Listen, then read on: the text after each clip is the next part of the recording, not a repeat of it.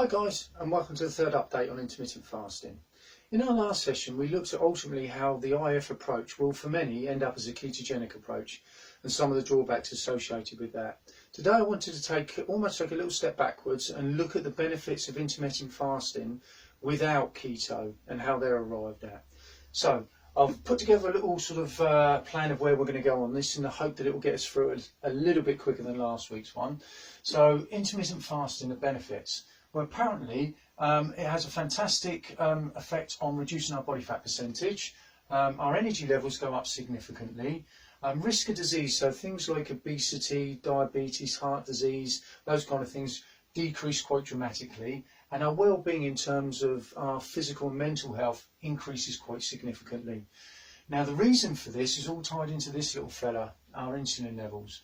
Now for those of you that aren't familiar with insulin, its job within the body is really to regulate our blood sugars within a very, very tight limit. And the reason for that is that if our blood sugar levels go too high, it becomes toxic. And that's one of the major challenges with people who suffer with diabetes. Now to try and illustrate this in a slightly simplified manner, I've put together what we would describe as a typical eating pattern. Now, this one runs from sort of 7 in the morning to about 9 in the evening, but it is very generalised, and I do appreciate that people eat either before that or after that, but I think by the end of it you'll get an idea where we're going with this. So let's start at the front end of the day where we start with breakfast. Now, for most people who are on a healthy kick, it'll probably be something of a cereal nature, and it could be at one end of the spectrum porridge for the informed. For the less informed, it could be something like Cocoa Pops or cornflakes or something along those lines, but that's a topic of conversation for another day. The net effect, whichever you have, is going to cause an increase in your blood sugar levels. Now, as your blood sugar levels begin to rise, that in and of itself is not a problem. The difficulty is, however, as those sugars begin to rise and approach a point where it becomes problematic for the body is going to release insulin to try and reduce that sugar. Now, it can't make the sugar magically disappear. It's there, it physically exists. So what it has to do is it checks things like the muscles and the liver to see if it can offload any of it there. But then ultimately, in the absence of being able to put that sugar anywhere, it has to store it. It breaks it down and stores it as fat. Now, that process happens at breakfast time, it happens at lunchtime, it happens at dinner time. And in today's society, where we're often encouraged to have lots of snacks, it happens at snack 1, snack 2, snack 3.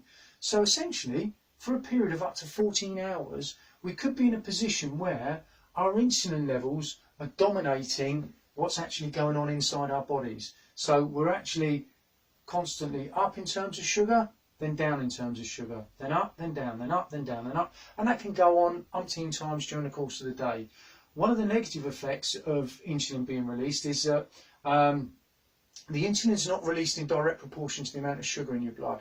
So it's not unusual and may go some way towards explaining why people get sort of hunger pangs and a need to eat and eat now, is it will often drop your blood sugar levels down to a point where the body kicks in with the opposite reflex response, which is feed me now, because I'm feeling lightheaded, dizzy and uncomfortable. And of course, this can bounce up and down all day long. The net effect is, in terms of energy levels, you haven't got any. You're going to be absolutely wasted at the end of the day where you're bouncing up and down like this. Now, another downside in terms of all this insulin floating around in the bloodstream is that not only does it store fat, but as far as the body's concerned, if it's got all this energy that it's having to store, the last thing it's going to do is want to release any that's already been stored. So effectively, the insulin not only encourages fat storage, but also inhibits the release of fat. Now, it's fair to say that in the context of this little diagram here, by the time we get to the end of this period, we're in a fed state. So effectively, we're in a position where all this insulin could take potentially 8 to 12 hours to dissipate and come back down to a normal level. This requires our ability to digest and absorb the food. And all the time that's happening, the insulin levels remain elevated. And that means, of course, that we've got limited access to fat and we are actually storing fat. To arrive at this point, the fasted state, we need first of all to get over this 8 to 12 hour period. so that our insulin levels can come down and we have a better opportunity of accessing our fat stores. And this is where IF comes into its own. If we look at the fasted state of 16 hours and an eating state of 8, or for those that really get to grips with it, you've got an 18-hour fast and a 6-hour eating period. What we can actually see is that these figures aren't arrived at by accident. What's actually happening here is that if it's taking 8 to 12 hours for us to clear our insulin levels, and then we're eating for 8 hours, well, we know within that 8-hour period, because of what we just described, depending on the content of our food, but by and large, if you take the typical diet, our insulin levels are going to be all over the place. So for that 8-hour period, they're all up and down like that.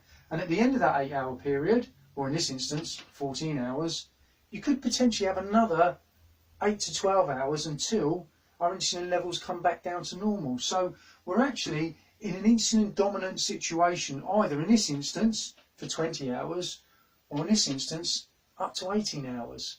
Now, if we're only really free of the effects of insulin for, in this instance, 4 hours and in this 6, and we can accrue these kind of benefits, a reduction in our body fat, an increase in our energy levels, reduction in disease risk, and an improvement in our well-being, it does beg the question, of course, of what would happen if we were able to increase the time that we weren't insulin dominant. So in other words, put ourselves in a position where we've actually got less insulin floating around in the body for less time. So on the next session, what we're actually going to look at is optimizing intermittent fasting by looking at keto again in a bit more detail, but also how we become fat adapted.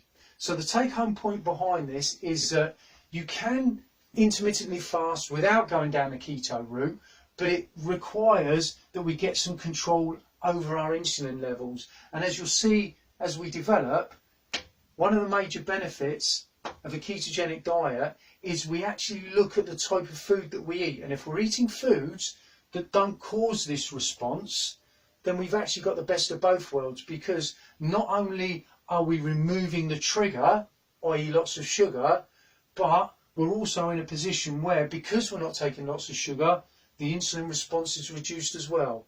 So in the next session, as I say, we'll cover optimizing IF with a look at keto and becoming fat adapted.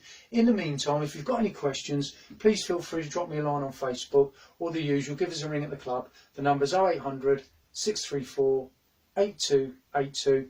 Thanks very much for your time, guys. Speak to you in about a week or so again.